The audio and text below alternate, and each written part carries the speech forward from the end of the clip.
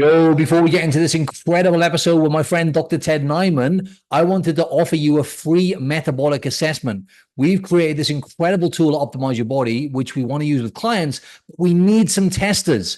And basically, it's going to give you a metabolic score, which is then going to tell you which path to take to get the fastest results possible, whether your goal be fat loss or building muscle. And it's going to show you exactly what you need to do to optimize your metabolic health. And this is completely free. The link is in the show notes. Enjoy the episode.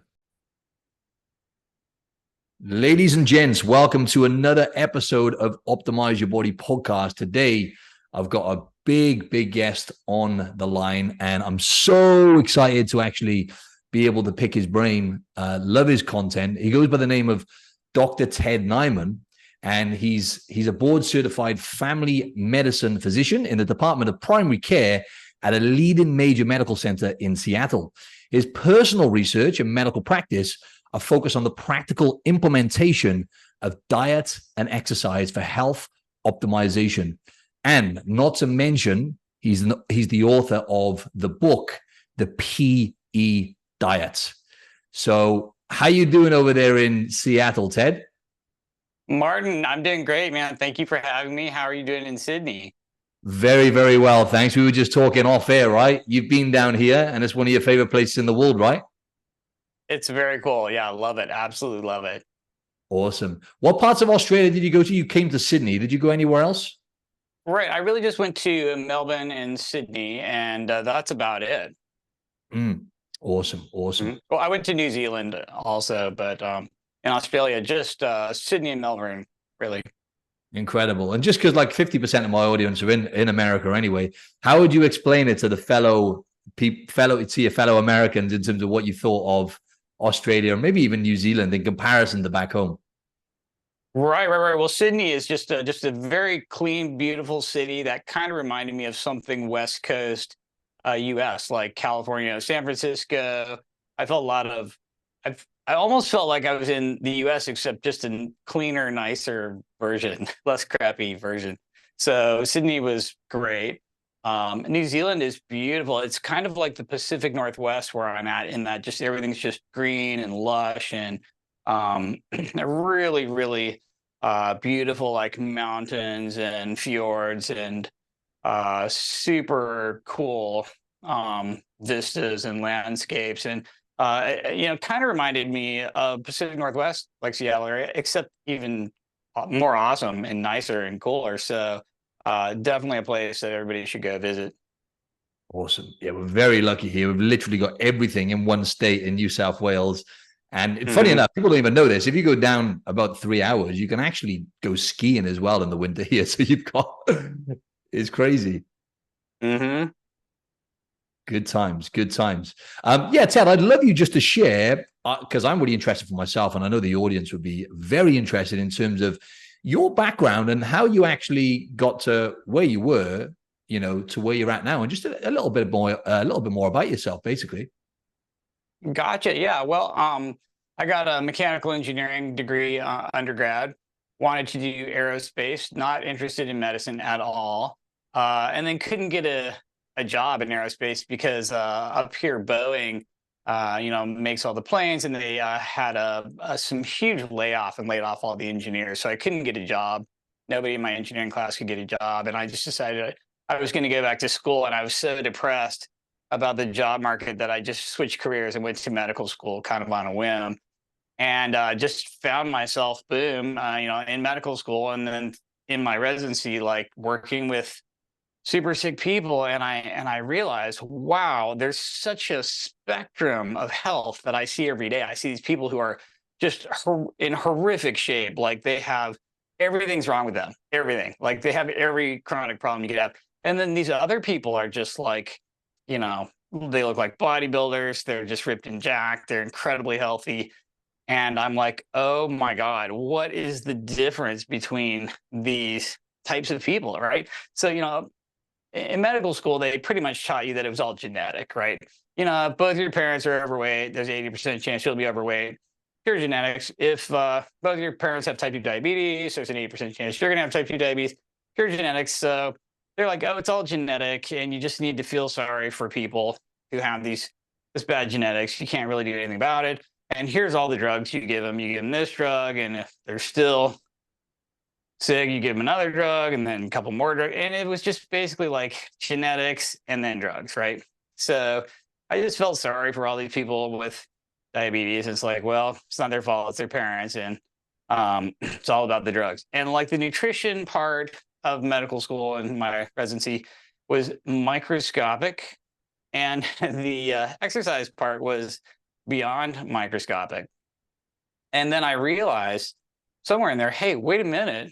I mean, like, really, the only difference here is just diet and exercise between these super healthy people and these super sick people. It's really not that genetic. I have these healthy people who maybe one of their parents or grandparents did have diabetes or obesity or something, but they don't. So I realized it's this weird interplay between genetics and environment, but your genetics doesn't really seal your fate. You know what I mean? This environmental component is huge, and you can really boil it down to just diet and exercise. And once I realized that was such a powerful factor, this huge leverage that diet and exercise could have on your health outcome in life, I realized that that's probably the most important thing I should be looking into or focusing on. It's the thing I was taught the least about, but it was probably the most important. So I've just spent the last 20, 25 years just researching diet and exercise to figure out exactly what kind of levers people can pull to change their phenotype, what they look like, body composition, metabolic health.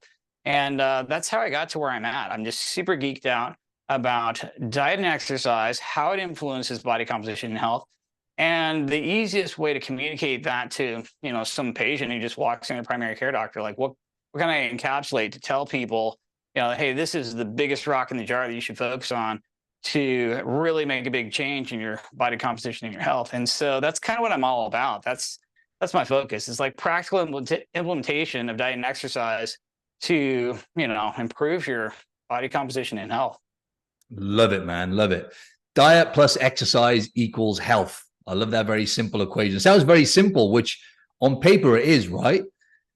How did you come up with that simple equation? And speaking of health, if you wouldn't mind explaining from your perspective what metabolic health actually is, because I like to talk about this topic a lot.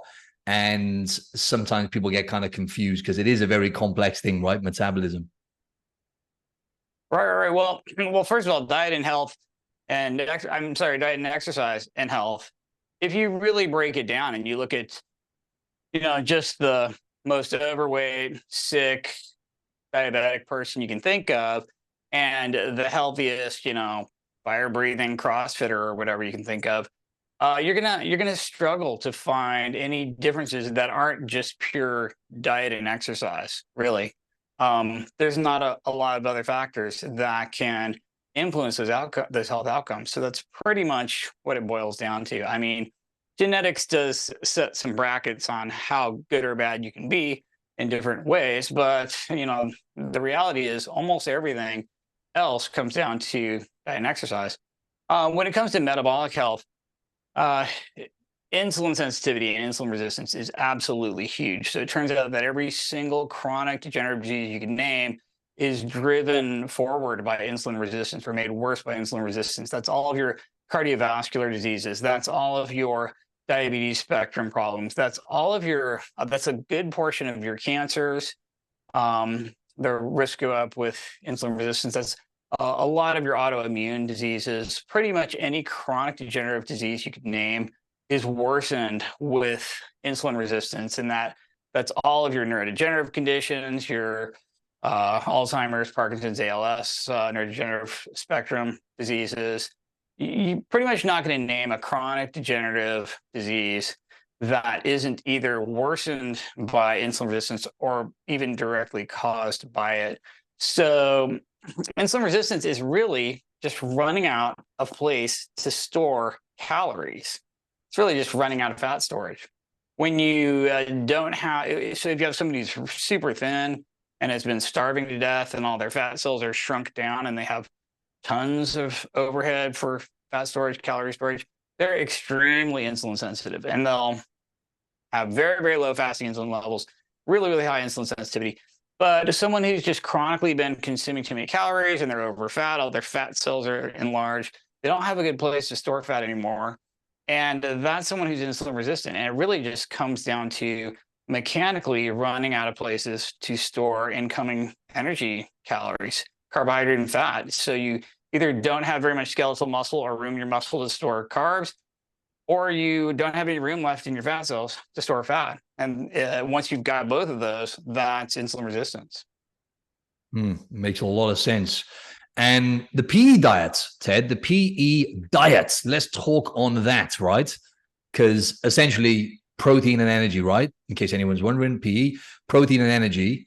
And it's kind of almost, you put it in the context, protein and energy versus low carbs and low fats. Talk a bit more, Ted, on the PE diet, how you came up with that, that concept, and how you would explain that to the audience in relation to, protein and energy versus low carbs and low fats.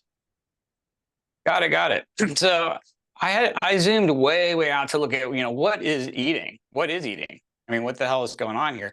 So it turns out that animals are only alive because they just constantly ingest other living organisms. That's, humans are animals. All animals just eat other living things to get everything they need to be alive. So we're just constantly eating other living organisms. And all animals get all of their food originally from plants. So animals either eat plants or an animal that's eating plants. So plants are making all the food for all animals. And what plants are doing is photosynthesis, which is using solar energy and carbons from the carbon dioxide in the atmosphere. And they're using the solar energy to string together chains of carbons. And that's either carbohydrates or hydrocarbons, which is fats. So all of your carbs and fats are just energy macronutrients that are literally just a string of carbons that plants have made by taking solar energy and storing it in a carbon chain with high energy carbon-carbon bonds, using carbon dioxide in the atmosphere. That's photosynthesis. And carbs and fats are almost interchangeable, and they're really just energy sources. And your body is this cool hybrid engine that can live on either carbs, fat, or any combination, switching back and forth between the two.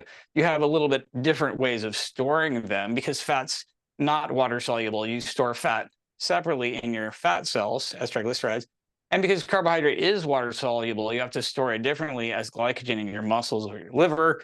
And we happen to have a lot more room for fat storage. So if you eat extra carbs, you have to convert it into fat and then store it. But bottom line is we're just living off of these carbon chains from carbs or fats. And then protein is different. Protein is very different. So plants make protein by sucking nitrogen as a mineral up from soil.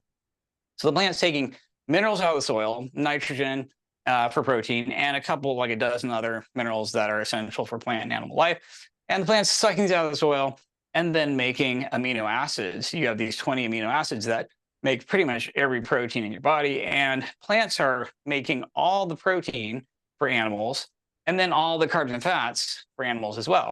And you're eating basically two categories of things.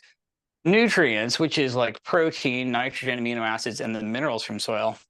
And then energy, which is either carbs or fats, these high energy carbon chains. And when you zoom way out, you can kind of look at eating as this sort of protein and mineral and nutrient side, and then this energy side, which is carbs or fats interchangeably. And the PE diet is just a way of looking at the protein to energy ratio of your diet, the ratio of protein to non-protein energy, carbs or fats in the diet. It's really just the protein percentage of the calories you're eating. And the reason why protein percent of calories is such an important factor is because ad lib calorie intake in humans, which is basically how much you eat when you just eat till you're full, is extremely closely related to protein percentage of the diet. In other words, the higher and higher and higher the protein percent of your diet, the less calories you're going to eat, full stop. This works in basically any animal at all, including humans. So if you look at worldwide hunter-gatherer macronutrients, they're eating, 33% of calories from protein on average. And then over the past 60 years of the obesity epidemic, the protein percent of the standard American diet has just steadily dropped. And now we're down, we went to 16%, 15%, 14%. We're at about 12.5% protein in America, which technically is the protein percentage at which you get absolute maximum fattening of lab animals, rats, mice, pretty much any animal, including humans. So we've kind of, protein percent has fallen down to this low point where you can maximally overeat and maximally fatten. So protein percent, very, very important. Huge, big deal.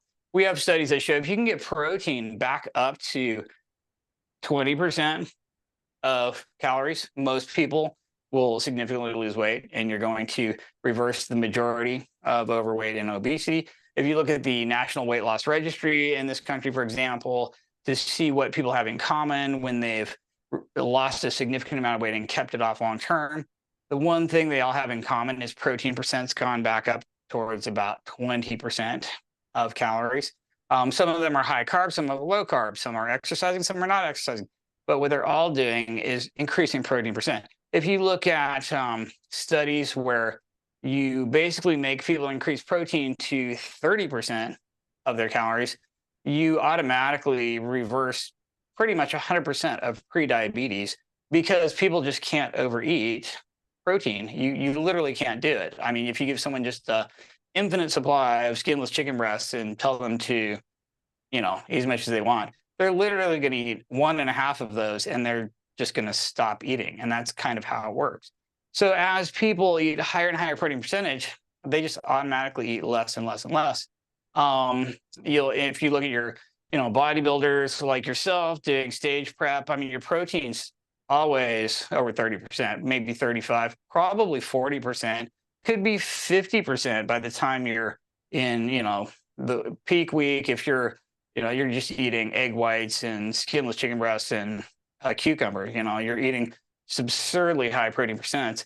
And part of the reason that works is you just have this very high satiety per calorie from protein, and it's extraordinarily satiating. And so protein percent and this ratio of protein, non-protein energy is one of the most important factors that anybody could really focus on. It's not the only one, but it's one of the biggest ones. So I just kind of wrote this book to sort of simplify this concept and have everybody step back a little bit and look at the ratio of protein to non-protein energy they're eating. Yeah, I love the way you break it down. It's very simple, and I'm constantly having this conversation and constantly talking about this on the podcast or to clients. It's really hard to go wrong, right? And I love what you talk about as well in terms of the satiety per calorie, right? That is a lot of your message. It's very simple, very effective as well. You say there's no good or bad foods. It's more just a case of certain foods will keep you more satiated and other foods quite simply won't. And in fact, quite the opposite. And like what you were saying there, if you're filling up most of your calories with fats and carbs, you're having very low protein, the likelihood of you overeating is extremely high, right? So if you could break down for us, Ted, because I know you talk about the total daily energy expenditure. So for the average person listening, in terms of their total daily calorie expenditure, how would you break that down in terms of, basal metabolic rate? And I know you just talked then on what you were alluding to is the thermic effect of foods, right?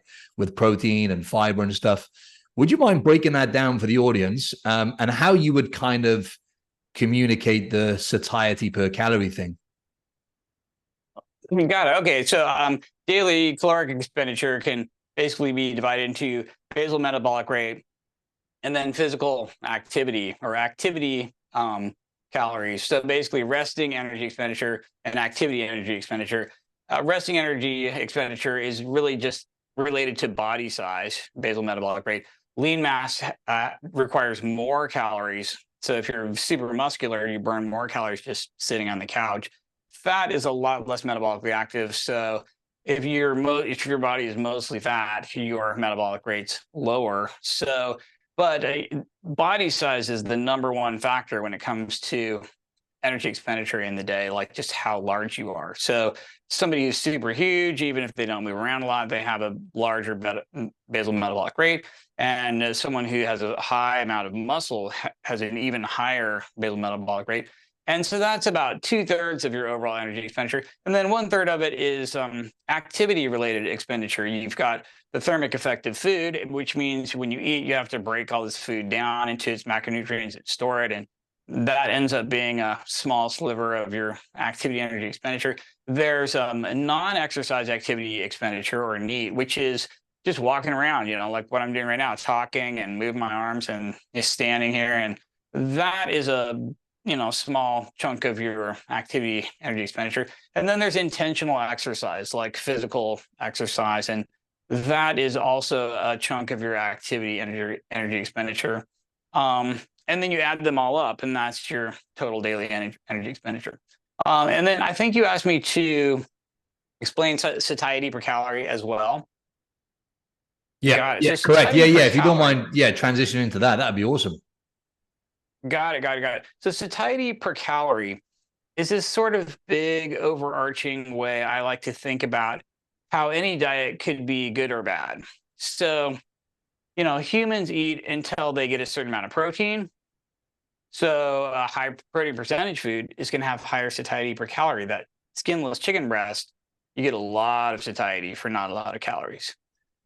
But something that's very low protein percentage is going to have lower satiety per calorie. There are other factors when it comes to satiety per calorie. Fiber, for example, lots of weight and volume filling up your stomach, but hardly any calories that you can extract from it. So the more fiber a food has, the higher the satiety per calorie. The more water a food has, it's going to add weight and volume. So if I eat, like, for example, if I have a pork rind, which is dehydrated and all that's left is just fat, doesn't weigh very much, and it's not going to distend my stomach very much. So the satiety per calorie is going to be lower than like a pork chop. Like a fresh pork chop is going to be 75% water, and it's going to have a lot more weight and volume and require a lot more chewing, and I'm going to get a lot more satiety per calorie than something dehydrated like beef jerky or the pork rind type thing. So water, weight and volume, fiber, protein percent, all of these things give you higher satiety per calorie. What lowers satiety per calorie is high energy density refined carbs and fats together. So this does a couple things. First of all, your hunter-gatherer brain is wired to look for sources of energy in your environment that are really, really high calorie, because this is high reward, right? Like honey and bone marrow and all these high carb and high fat things that a hunter gatherer might look for. So your hunter gatherers, if they find some honey, they just binge on it and eat the whole thing. And if they find like some really tasty high energy density fruit or something, they might just binge eat a whole bunch of it. And that's because when you're a hunter gatherer, you're doing this sort of economics equation every day that's life or death, right? So if I expend 1,000 calories hunting a gazelle or digging up tubers, I better get 1,000 calories back from that food or I'm going to die. Even if I get 900 calories back, but I expended 1,000 getting it, I'm dead in like a month, right? So your body's doing this economics equation that's life or death on a daily basis. You better get more energy back from your food than it took to get that food. And that's why your brain lights up like a slot machine anytime you can get something that's high energy density carbs or fats. Not so much protein, but that combination of high carb, high fat together, usually with lowish protein, is super hedonic and tasty and seductive and rewarding. And that's your donuts and your pizza and your candy bars and your chocolate chip cookies and your fresh baked cinnamon roll with icing on it. And these are all these high carb, high fat, high energy density foods that tend to be fairly low in protein, low-ish in protein, low-ish in water, low-ish in fiber. They're very tasty and they're very addictive. And you'll eat them even when you're not hungry. And so the satiety per calorie is terrible on these foods. It's almost negative because you're going to eat it even when you're not really physiologically hungry. Like you go to a restaurant, you have a giant steak, a giant salad, you're super full, everything's awesome. Check please. Oh, but then the dessert tray comes out and they've got like cheesecake and donuts and ice cream. And you're like, oh yeah, I could totally eat all of that. And that is this sort of hedonic factor that's driving overeating by having very low satiety per calorie because it's mostly just calories. And so satiety per calorie is a way of just evaluating foods on this giant spectrum from like super low satiety per calorie, mostly calories, very little satiety, that's your donut. And then super high satiety per calorie, loss of satiety, very few calories. That's your really high fiber, high protein, high water food. Like green vegetables, like your spinach is about 45% protein by calories and tons of fiber. And there's like no fat and hardly any digestible carbs in there. So it's absurdly high. That's like one of the highest satiety per calorie foods of all, is some sort of green leafy vegetable, right? So foods, when you look at foods this way, no food is really, you know, good or bad. It's just higher or lower satiety per calorie. So if I'm underweight and I'm trying to bulk, I pick lower satiety per calorie foods like donuts. That's actually going to help me eat way more calories. If I'm overweight and I'm trying to cut, I'm going to, reach for the spinach or the lettuce or whatever, which has way lower calories and way higher satiety per calorie. And all these foods are just kind of on a spectrum like this. And it's a way of looking at foods that transcends, carbs versus fat, which to me is just a lateral move when you're looking at the overall protein to energy ratio of the diet. Or plants versus animals, which again is just sort of a lateral move, because there are plant foods that have really good or really bad satiety per calorie. There's animal foods that have really good or really bad satiety per calorie. You've got, wild caught fish on the good end and butter on the bad end. So, carbs versus fat is kind of a distraction. Plants versus animals is kind of a smokescreen. But satiety per calorie is a way of teasing out what might be higher or lower, even in any other diet pattern, like even in your paleo diet or your Mediterranean diet or your vegan diet or whatever. There's still foods that are going to have higher or lower satiety per calorie. So it's sort of this meta way of looking at diets, in a purely objective fashion that's not religious or tribal or, I just don't eat carbs, or I'm just pure carnivore or something like that. Yeah, yeah. And you just touched on hedonic. How do you pronounce that word? Hedonic? Hedonic, Hedonic, that's the one. Yeah, hedonic eating. Now, a lot of those foods you were talking about there, the donuts, the cinnamon rolls or whatever, they're highly palatable, right? And I used to really struggle with these, Ted, in my bodybuilding days, especially, when I used to restrict, and then I would eat those foods and it would just be like this explosion of, whatever kind of like rush I was getting off that, whatever kind of hormones I was releasing. It was literally addictive, right? So in terms of, ultra processed foods, I'd love to get your thoughts on, so what you're alluding to there, you're talking about satiety per calorie, and you were alluding to a lot of single ingredient foods there, right? You were saying about fiber, your spinach, your chicken, those kind of things. And then obviously highly processed foods, foods which, you mentioned then about donuts, for example, however many ingredients they've got in them. So what I'm trying to say is, what are your thoughts on the kind of debate of, ultra processed foods versus whole foods? Because I think there was a study then recently which showed that it was a cross study as well. The group overate by like 500 calories a day, the group that had unlimited access to the ultra processed foods versus the whole foods, the single ingredient foods. I'd love to know what your take is on that. Because I'm sure you might get a bit of pushback as well, right, from some of the stuff you put out there. Right. Yeah, and I love the study you're alluding to, the Kevin Hall study, looking at processed versus unprocessed foods, and people just ate, hundreds of calories more per day on an ad lib diet where everyone ate as much as they wanted on the processed food. As it turns out, the energy density of the processed diet in that study was about double that of the unprocessed diet. So you were looking at mostly energy density when it came to the comparison between those. I think to a first order approximation, processed is bad and unprocessed is good. And I see just this avalanche of scientific research now. Everyone's jumping on the processed food bandwagon, and every study that comes out now is like, the processed food and the risk for diabetes, and processed food and the risk for obesity, and processed food and the risk for this or that. So there's this huge association between processed food and bad outcomes, because all of your bad foods are processed, basically. However, I have a little bit of pushback against that, because can be highly processed foods that are absolutely amazing, right? That have incredibly good satiety per calorie. Like Greek yogurt. I eat these Greek yogurts with 20 ingredients in them, artificial sweeteners, and all sorts of stabilizers and weird stuff in them, right? And if you're afraid of processed foods or you have chemophobia or something like that, you might never eat this stuff. You'd be like, oh my God, that's terrible. I should just go out and, eat a potato or something. But some of these foods are absolutely spectacular. They have amazing macros. They have super low energy density. They have, incredible properties for satiety. I use, whey powder that's technically highly processed, might have artificial sweeteners in it, and a bunch of other ingredients. I'm eating some processed foods that are absolutely amazing.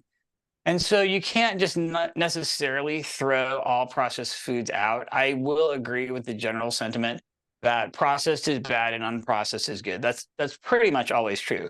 You're not going to find a lot of unprocessed foods that you're going to get into trouble with, and all of your donuts and your pizza and your candy bars are highly processed. So you could look at it as just processed versus unprocessed. But again, I actually prefer the satiety per calorie heuristic for looking at these things, because there's a few unprocessed foods that are not great for body composition. Like if you just went on a diet of like dates and bone marrow or something, it's not going to be pretty. You know what I mean? There are unprocessed foods out there that are not that health promoting. And on the same like opposite of that is the Greek yogurt. That's amazing, even though it's super processed. So you just can't always necessarily rely on processed versus unprocessed. In my opinion, I actually do think satiety per calorie is a better way of looking at it. And I will agree that for the most part, unprocessed is overwhelmingly better than processed. And there are exceptions. So, just saying. I love how you categorized processed foods. They're not all the same. They're not all treated equally, right? I love what you just did there, because there's ultra processed foods. Then you can have whey protein and take it too far and say, oh, it's got this big list of ingredients. But I know exactly what you said. If I have coconut yogurt, there's not much protein in that. But if I have coconut yogurt and I add like some whey protein or some protein to it, like 30 grams powder, I'm satiated. You know what I mean? So it's not all treated equally. And I wanted to touch on something you mentioned there as well. It's like, but for example, on the flip side, right now, I've been on my own journey, and I always communicate this to clients, and I always see this similar behavior patterns as well. Like, just for example, if I have a client who tends to get a lot of their protein from protein bars, for example, right? I notice that they just tend to eat more. They just tend to make not as good choices with food, essentially. They just, I guess, even for me though, right, as well, Ted, if I have like a Quest bar, I've got no interest in having one Quest bar. I'm ordering at least two. And if I ordered four, I could probably eat four in a row, right? So that's probably my own behavioral thing from before. Nowadays I just eat probably similar to you. I eat mainly single ingredient foods. Occasionally I'll have some yogurt, like I say, with some protein powder, but generally it's just, mainly meat and stuff like that, right? But I feel like those foods, even though they're high protein, like the bars and stuff, I'm not sure about you and what your take is on this. But I do find that, having one, it's satisfying. If I just eat one and leave it for 20 minutes, I'm fine. But I always end up buying two, because I'm like, I want at least two of them. I want to make the most of it. You know what I mean? Because they taste, and that's even Quest, which I would say Quest is probably, one of the best, I'd say, in terms of the, because some of them, I don't want to say bad, good or bad, but some of the protein bars, you look at it and you're like, oh, I might as well just have, it's got like 10 grams of protein. And you're like, oh, I might as well just have a Mars bar or something, Yeah, absolutely. And there's a couple things going on there. First of all, the energy density is pretty high on those protein bars. So most of your protein bars are going to be about 4 kcals per gram, which is higher than, it's way higher than most naturally occurring foods. Like even your just straight honey is about 3.5, 3.7 kcals per gram. The Quest bar is 4 kcals per gram. Any kind of meat is going to be 2.5 kcals per gram. The Quest bar is 4 kcals per gram. The calorie density is way high. So the bar is so small. There's so small weight and volume from it. You're still hungry, right? It's 200 calories, and it's like that. So super high energy density, way higher than even higher than the standard American diet. Technically, a protein bar is higher energy density than just the standard American diet. And then you've also got the factor that if you sweeten something that has some fat in it, you're just going to eat more. So like if I gave somebody like some nuts to eat that didn't have any salt or sweetener on it, and then I gave somebody else some like honey roasted peanuts, even if I used a sugar-free sweetener or some sort of artificial sweetener, you're going to eat more honey roasted peanuts with a sweet taste and a little bit of salt in there. You're just going to eat twice as much of that as you would like a plain, you know, unsalted, unseasoned peanut. You're just going to automatically eat more. So the protein bar has this, you know, you're adding a sweet to some fat, you're adding some salt to it, you know, higher sodium. You've got something with very small weight and volume for the amount of calories, so very high energy density. And all of these are pretty terrible for satiety per calorie. So it's no surprise that most people are going to overeat protein bars. And that's why nobody should have protein bars at the base of their food pyramid.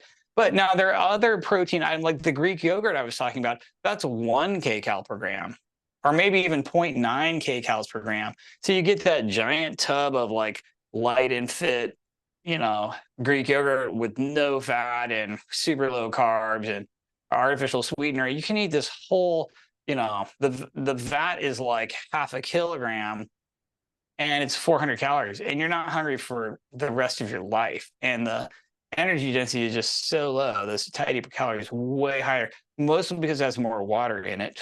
But so yeah, that's the problem with protein bars. Super high energy density, no water. You're adding a sweetener. It's a lot more hedonic. Just all of those factors together. And on the flip side, Ted, how would you explain to the audience volume eating? I know you've touched on that, and you just kind of touched on it again then with the energy density.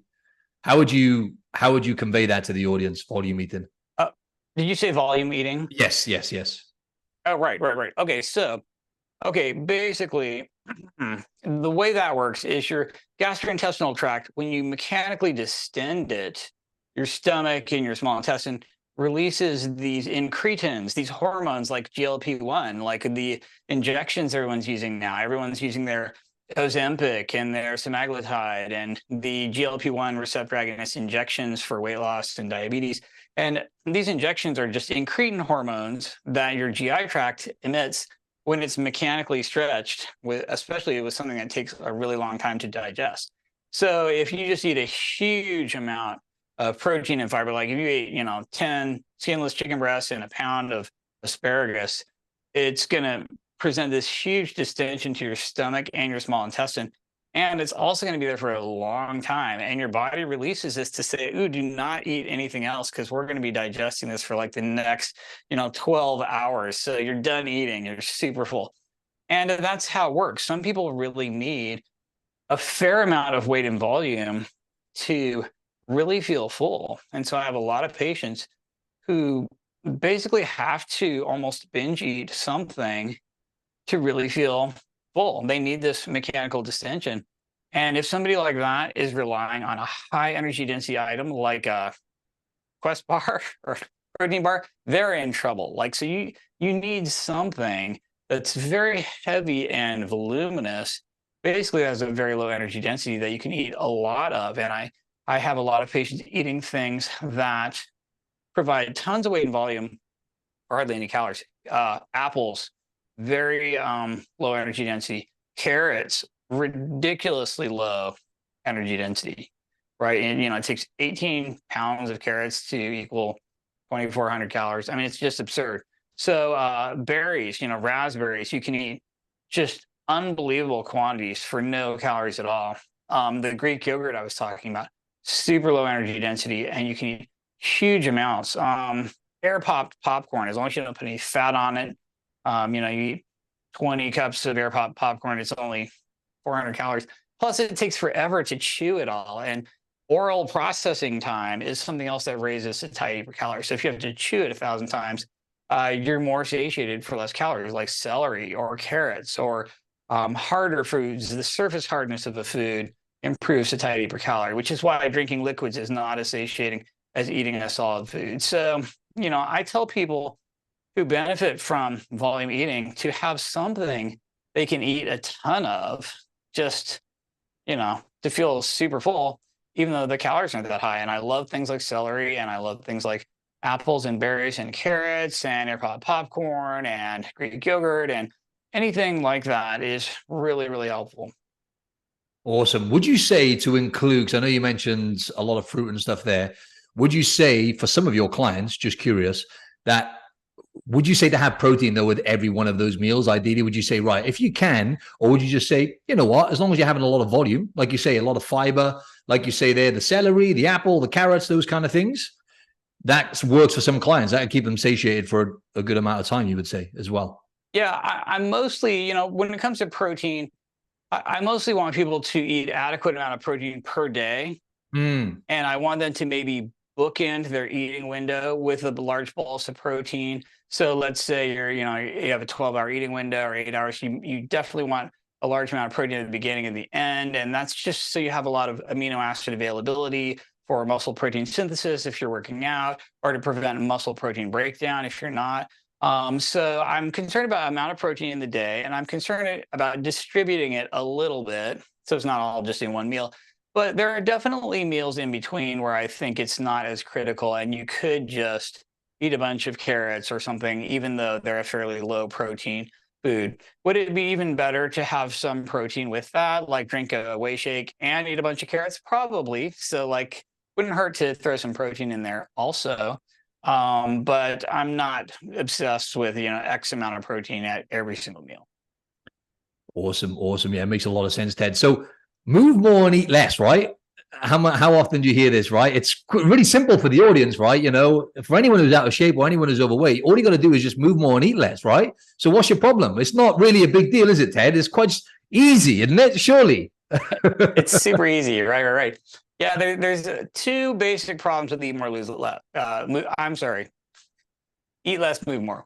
The problem with eating less is that everyone eats to satiety. That's just how the system works. Every human on Earth, every animal on Earth, if they have access to food, they eat till they're not hungry. That is exactly how you're wired. That's how everyone's wired. You're already eating to satiety of the foods in your food environment. So you're not going to be able to just consciously eat less. That doesn't happen. What you have to do is change the foods that you're eating so you can automatically eat less calories because you're eating the same weighted volume of food and the same amount of protein, and you just have a higher satiety per calorie. So the secret is food choice and really your food environment, like what's available. And if you improve your food environment and your food choices, then you can automatically eat fewer calories, but still be eating to satiety, which you're going to do anyway. So just eating less of what you're already eating is not possible. Like everyone is going to fail at that. That's just completely impossible. And then on the move more side, the problem is if you have a huge body size, you burn so many calories just sitting there and being alive that you don't have a lot of energy left for exercise. Humans have this fairly constrained energy model where you're going to burn a certain amount of energy and that's it. You can't sustain a higher amount for very long, right? You might maybe do it short term, but not for very long. So if you're absolutely huge, it's really hard to exercise much on top of that because you're already spending so many calories just being alive and maintaining your body size. So you kind of have to simultaneously start losing weight and then like start ramping up your exercise at the same time. So as your weight's going down, you can start exercising more simultaneously, and then you're not exceeding your sort of constrained energy model or this cap on energy expenditure. So it's tricky. You can't just say, okay, I'm going to still eat as much and weigh as much as I do, but I'm just going to exercise way more. That's not sustainable. You're just not going to be able to do it. And you also can't just say, okay, I'm going to eat less of the same food I'm already eating now to satiety, because you're going to be starving out of your mind, and that's going to be a fail. So it has to be this weird combination of just having different foods in your environment, choosing different foods, and then automatically eating less while you're eating to satiety. And then as you weigh less and you're spending less calories and body size, you can smoothly ramp up the exercise volume at the same time without exceeding any kind of energy expenditure. So it's just a lot more difficult than it sounds on paper with eat less, move more. Absolutely, absolutely. Resistance training, right, Ted? And by the way, just for the audience, Ted is 51 years old in insane shape. Set myself a goal to be in better shape than Ted in 15 years' time when I'm 51, right? So that's my goal now. It's inspiring, dude. Absolutely insane, right? So this guy 100% practices what he preaches. And when it comes to strength training, I've been lifting weights now. I'm 36. I luckily started lifting weights when I was 16. So I've been lifting weights consistently for like 2 decades already. And I don't know about you, Ted, but for me, it's almost like a challenge to just maintain. I wouldn't say a challenge, but it's extremely difficult to overeat when you've got a lot more muscle mass on your body, right? Just to kind of track back to what you were saying earlier as well. And an analogy I like to use, Ted, is, muscle tissue is expensive, right? So it costs your body a lot of calories to keep that muscle on your body, right? Whereas, like you said earlier, fat is essentially cheap, for lack of a better word. It's cheap tissue. It doesn't cost much, right? Metabolically. Now, research will show different. I think research shows, a lean pound of lean muscle will burn about 6 to 13 calories a day just to keep that muscle on your body. But I've done some like calculations with clients and Ted, and I've coached hundreds of people. And on average, I've calculated every 4 weeks, on average, we'll change the kind of training they do in the training phase. And then, we'll increase calories. I got a lot of people kind of reverse dieting to get them to a point where their body's automatically burning a lot more calories. And then combined with that, talking on what you're saying, they're eating more protein. And what I find is, let's say every 4 weeks when we switch up the training phase, their body burns an extra, on average, anywhere between like 60 and about 110 calories more. Now, it's the whole pursuit of building muscle as well, right? So yes, keeping muscle on your body is going to cost your body more calories, although research only shows 6 to 13 calories for 1 pound of muscle. But also it's the high protein, right? The thermic effect of that. So they've really increased their protein at the same time. So obviously their body's automatically burning more calories.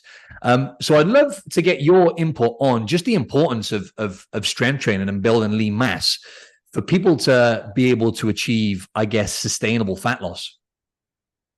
Got it. All right. Well, there's a bunch of reasons to build lean mass. First of all, okay, I'm going to back up for a second and just say that when you look in the medical literature and they're like, oh, a pound of muscle only burns an extra 6 calories a day. That's kind of fraudulent, because that's looking at someone who's completely motionless and in a coma, right? So, okay, yeah, it's only 6 extra calories when you're in a coma.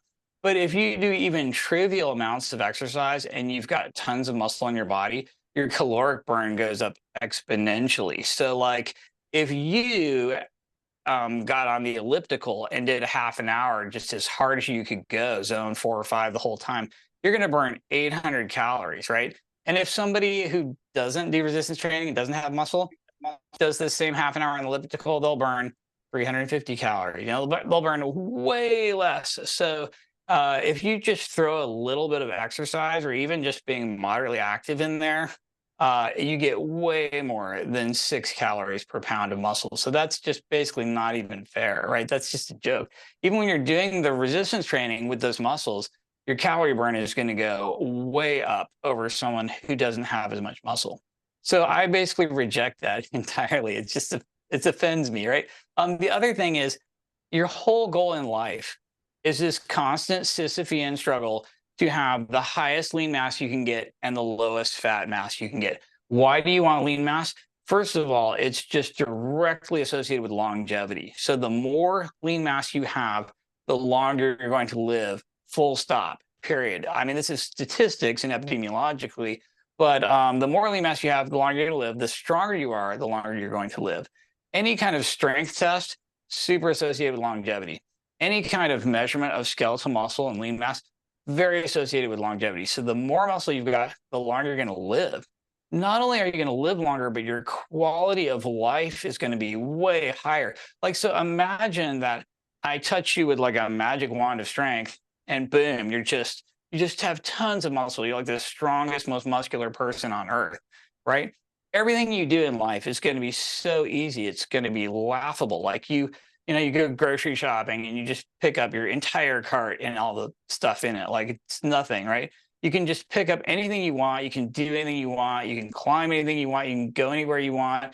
You're never going to fall down because you have so much strength in your balance and stabilization muscles. you're just not going to get injured. You're not going to fall. You're not going to have any kind of frailty. You're going to just be it's going to be like you're Superman your whole life. And so not only are you going to live longer, but your quality of life is going to be higher the entire time. And so your whole goal in life should be as strong as you can possibly be and have as much muscle as you can possibly get. And you're only going to get that with resistance training because that muscle is so expensive. Your body does not want to waste any calories on muscle if you're not using it. So if you're, sedentary, your body, all your muscles will just shrink down to nothing because your body's like, oh, hell no, we're not going to keep this super expensive tissue on there. Apparently your body didn't read the textbook where it's only 6 calories per pound of muscle because your body just lets all that go if you're not using it. So you have to literally be challenging your muscles all the way to failure and sending this very strong signal to your body that it has to have more muscle or you're going to die. And only then will your body be like, oh, okay, maybe we will invest a little bit in some muscle. So you have to do this super hard resistance training to failure to give a stimulus to your body to make the muscle in the first place. Then you have to keep doing it at some level in order to maintain it long term. And since everybody on the planet is just steadily losing muscle from age, like 35, 40 on in a straight line, you really, really want to slow that decline as much as you can, or even go a little bit upward if possible, because you're just going to live longer and live better. Yeah, incredible stuff, man. With yourself, Ted, have I got this right? But do you use weights or do you use body weight and train at home? Have I misread that somewhere? Yeah, I'm pretty much just calisthenics, body weight at home. Like I don't go to a gym. I don't use a lot of weights. I'm mostly doing, push-ups, pull-ups, squats, and I do different levels of push-ups, pull-ups, and squats to make it harder and harder and harder. Like I'll do, single leg pistol squats, or I'll do one-arm push-ups or one-arm pull-ups or something to make it even harder to just progressively overload. Not that there's anything wrong with weights. Like weights are awesome. Love weights. I'm mostly just trying to prove to people that you can do it with very little time and very little equipment and without a gym and without money and without resources. I mean, if I just need something to pull on and I can do my whole workout, I could do it in a prison cell. I could do it in a closet. It's just like, until you can do one-arm push-ups for tons of reps, double-digit reps, and one-arm chins for double-digit reps and pistol squats for double-digit reps, you still have room to progress with body weight alone. Not that there's anything wrong with weights. Like weights are awesome. I just like the minimalism, and I like the fact that you can kind of do it anywhere, anytime. So I do lots of little nano workouts throughout the day. I'll just boom, drop to the ground, do the hardest set of push-ups I can possibly crank out. Takes me, 40 seconds. I'm doing a really hard variation of push-up, and I'm done, right? That's a nano workout. I can interstitially throw those into my day anywhere I'm at. I don't need equipment. I don't need time. I don't need money. I don't need a gym. I don't need anything. It's just so convenient. You know what I mean? Not that there's anything wrong with weights or gyms. I mean, that's awesome. So, yeah. That's awesome that you're doing that just to prove to people. And again, you look at Ted's page and you're just going to see, I mean, it's insane the amount of muscle mass you have as well. But I was just thinking then, in some ways, I would actually argue, for longevity and health, what you're doing is better because you're saying pistol squats, all these things which require extreme amount of stability, strength, control, which as we age, especially become even more important, right? Stability, being able to balance on one leg. So I would argue, there's probably a debate there that it could actually be more beneficial. You know what I mean? For the average person. Well, it's good for relative strength. So personally, I'm more interested in moving my body through space than in just remaining motionless and lifting something super heavy over my head or whatever. You know what I mean? So I do a lot of rock climbing, and I also do a lot of running. I play ultimate frisbee. I'm just sprinting. So I want to weigh as little as possible, be as fast as possible, and be as agile as possible. And I want to be really good at moving my body through space. So that's climbing and running and jumping. And you get that by doing body weight exercises that simultaneously encourage your body to be as strong as absolutely possible, but also weigh as little as possible. And it's a little bit different mindset from just absolute strength, which is where, okay, I'm going to weigh 400 pounds like a sumo wrestler, but I'm going to be able to deadlift, 2,000 pounds, or maybe 2,000, but you know what I'm saying? Like if my goal is to not move as much and just move huge amounts of weight relative to my body, then weights are way, way better. But if your goal is moving yourself through space, then the body weight and calisthenics is pretty much optimal. And like, as a slight tangent, that's probably unrelated to anything anybody cares about, I personally think the absolute pinnacle, the very best, is a combination of weights and calisthenics in the form of weighted calisthenics. So like if I went back and started over, I would just do weighted dips, weighted chins, weighted squats, dip belt and do squats, chins, and dips. And basically that would be, personally, I think, a really amazing combination. So like, I love calisthenics. I like weights. Combining the two is just a super sweet spot for me personally. You reckon you'll ever bring any weights in to challenge yourself as you get older? And I can imagine you're going to be like, right, I need to take this to the next level now. I need to make sure I can maximize strength. Well, I already have in the form of some weighted calisthenics. So I have a dip belt. I have some plates and a little weight stack that I can use for weighted calisthenics. So I am already doing weighted calisthenics, and that's kind of why I think that's like the very best, honestly. And in fact, I think early on I was super like Puritan, dogmatic, just body weight only, and almost to the point that I slowed down my progress. And you really don't want to be that dogmatic. You don't want to be like, okay, machines are stupid, it all has to be free weights, or weights are stupid, it all has to be calisthenics, or you really don't want to close yourself off to any of those. And probably the answer is somewhere in between. It's some sort of hybrid approach or some sort of combination, because it's all good. Like weights are awesome, calisthenics are awesome, weighted calisthenics are super awesome. So, the answer is usually a little of everything, or somewhere in between, or some sort of combination.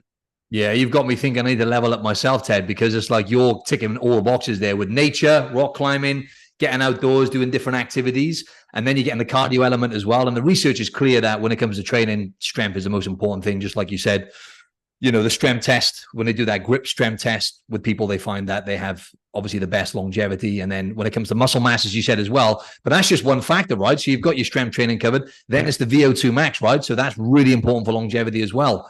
I'm not sure what your thoughts are on Dr. Peter Attia, but I just read his book, Outlive. Not sure what your thoughts are on the. I read Outlive. I pre-ordered it the day he announced it. Love Attia, love Outlive. Great book. Also totally agree that, I used to think, okay, diet is 60% and exercise is 40%. And then I'm like, no, diet is, 40% and exercise is 60%. It's really just straight down the middle, 50-50, diet and exercise. And then I used to think, well, resistance is more important than cardio. And then I was like, oh no, cardio is more important than resistance. Now I'm like, okay, that is also straight down the middle. Like you literally have to equally prioritize cardio and resistance and diet and exercise. I mean, they're all just like so close to the middle that you can't really preferentially pick one or the other. So cardio is amazingly important. VO2 max is more associated with longevity than any other metric you could possibly measure in a human, full stop, period. So you absolutely want to be in amazing cardiorespiratory shape. And you're only going to get that by doing high-end cardio that challenges your system to make positive adaptations. So you better be doing cardio, and you better be doing some high-end cardio, because you're not going to get any better just by like walking. You know what I'm saying? And that's definitely so. And full transparency, I was doing jiu-jitsu. I've stopped jiu-jitsu now. So the reality, I play volleyball once a week, and I just was going to use my bike and start, but it's broke. So I'm going to buy a new bike, but I keep putting it off. And I know I need to do that now. I need to get back on the top, like zone 4, zone 5 cardio. Because volleyball kind of dips in and out of that. But I know if I just jump on my bike and I do like a pretty intense cycling session, once or twice a week, that's going to kind of cover most of it. So yeah, you give me a bit of a push here. But look, Ted, I could turn this into a Joe Rogan style 4-hour podcast and just like take away your whole evening from you. So we better call it a day here. Where can the audience find you, Ted? Right. Thanks. Well, I'm on all the socials at Ted Naiman, Twitter, Instagram, or X, or whatever we're calling it these days. I wrote the book called The PE Diet, and you can find that at, well, pretty much anywhere books are sold online, or go to thepediet.com or tednaiman.com. I'm also working with the Dr. Andreas Einfeld and the good people over at Diet Doctor. We're spinning off this little brand called Hava, H-A-V-A, Hava. And so you can go to hava.co and check that out. It's pretty much an app and a system for evaluating foods and meals and for satiety per calorie, like, protein, fiber, water, energy density, hedonic factors. Like, how do you know whether this food is, good or bad for a satiety per calorie point of view? So we're writing this whole ecosystem and app to kind of use the satiety per calorie system to, evaluate foods. It's pretty cool stuff. Awesome, Ted. I'll add all of this into the show notes, and I think the audience are going to get a ton of value from your content. And obviously, what you talked about there is exciting. I bet you're really excited about that. Yeah, that sounds like that could be something really revolutionary, man. It's cool. It's awesome. Amazing. I'm biased. You gotta be, man. You gotta be. It's the only way. It's the only way to be. Yeah, Ted. Really appreciate your time. That was incredible. As I say, I could talk to you. There's so many more things I could ask you, but you covered so much ground there, man. So thanks for your time. Oh yeah, no, thank you for having me. I really appreciate it. Keep up the good work. Thanks, man.